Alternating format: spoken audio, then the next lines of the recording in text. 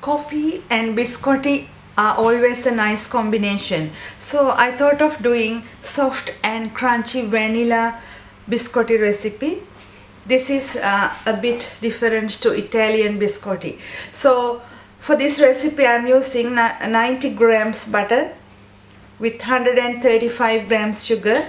You can always reduce or increase the amount of sugar in your recipes. 2 eggs, 3 grams salt and 2 vanilla beans. If you are using the liquid, you can use up to 3 teaspoons of vanilla and 1.5 teaspoons of baking powder and 250 grams plain flour. So to start this recipe, preheat the oven to 180 and prepare a biscuit tray or about 13 inch by 8 inch pan. So put the butter into a mixing bowl, add the sugar, salt, and if you are using vanilla bean at this point, what you have to do is split the vanilla bean from the middle and take the flesh out and put it in the mix. So I'm going to mix this about 2 minutes, and after add the flour and the baking powder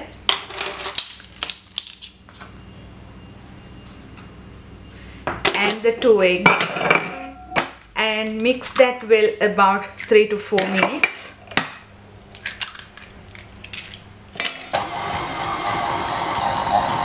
Once you mix the dough comes to a consistency like this, but it will be sticky. So I'll tell you how to prevent the stickiness. So take it out onto a baking sheet. After taking the dough onto the baking sheet or even a baking paper, use 2 dough scrapers or spatulas and make it to a log slowly. After making it to a log, use some crystallized sugar. I'm using caster sugar here. At the moment I don't have any crystallized sugar.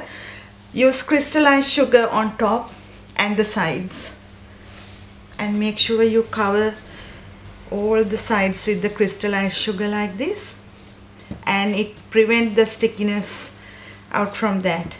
Then slowly flatten it a little bit, not a lot, like this, and put this in the oven 180 about 25 to 30 minutes or until light brown. So I bake this about 30 minutes and this is how it looks like. To cut the biscotti really nicely, what you need to do is take a spray bottle with water and just spray the corners and the middle thoroughly with water like this. It will make the biscotti looks nice without breaking. So I'm going to spray all over. After spraying water, leave the biscotti in the tray about 5 minutes before cutting it.